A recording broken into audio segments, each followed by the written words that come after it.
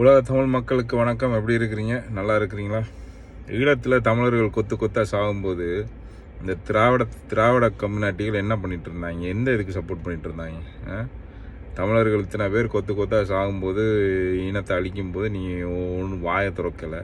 இன்றைக்கி இஸ்ரேலும் ஈரானும் சண்டை போடுதுன்னா நீ சப்போர்ட் பண்ணிகிட்ருக்க ஒரு நாட்டுக்கு. இஸ்ரேலுக்கு கொஞ்சம் பேர், ஈரானுக்கு கொஞ்சம் பேர். அதுவும் தமிழ் மொழியில் நீ சோஷியல் மீடியாவில் சண்டை போட்டுட்ருக்க. நீ உனக்கு என்ன ரைட்ஸ் இருக்குது? நம்ம மொழியை எடுத்து வச்சுக்கொண்டு நீ நினைச்ச மாதிரியெல்லாம் பண்ணிக்கிறதுக்கு? திராவிடனுக்கு தான் நான் சொல்கிறேன். நீ திராவிட மொழின்னு வரும்போது திராவிடன்னு சொல்லிட்டு போவேன். உன் மதத்துக்கு பிரச்சனை, மதம் சம்மந்தப்பட்ட பிரச்சனை, இந்த மாதிரி இஸ்ரேல் ஈரான் சண்டை வந்துச்சுன்னு சொன்னால் அந்த டைமில் உனக்கு மதம் முக்கியம். நீ ரெண்டு பேரும் மதத்தை யூஸ் பண்ணி அன்னைக்கு திராவிடன் இல்லை, நீ அன்னைக்கு நீ மதவாதியாக மாறிடுவேன். நீ நினச்ச மாதிரி தமிழ் மொழியையும் தமிழ் மக்களையும் யூஸ் பண்ணி எங்களோட அடையாளத்துக்கு பின்னுக்கு ஒளிஞ்சு கொண்டு நீ எல்லா விளையாட்டும் காட்டிகிட்டு இருக்க. நினைச்ச திராவிடன், நினைச்ச மதவாதி, அப்படி இப்படி மாறிக்கிட்டே இருப்பேன்.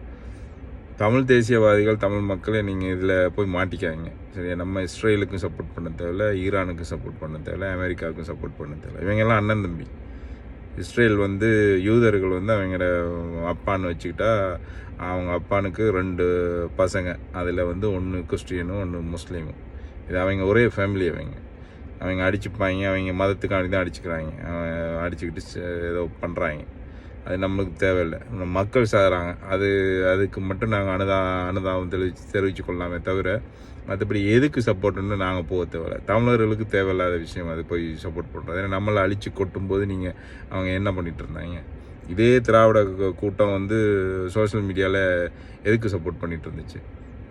ஈழத்தில் கொண்டு போயிட்டு 10,000 மக்களை அழிக்கும் போது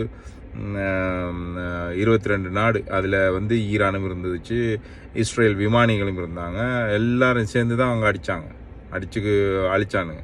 இந்திய விமானம் இருந்தது, எல்லாமே இருந்தது. எல்லாரும் தான் சேர்ந்து அடித்தான். பாகிஸ்தானியும் இருந்தான், அதில் எல்லாரும் தான். அந்த டைமில் இவங்க வாய மூடிட்டு தானே இருந்தாங்க.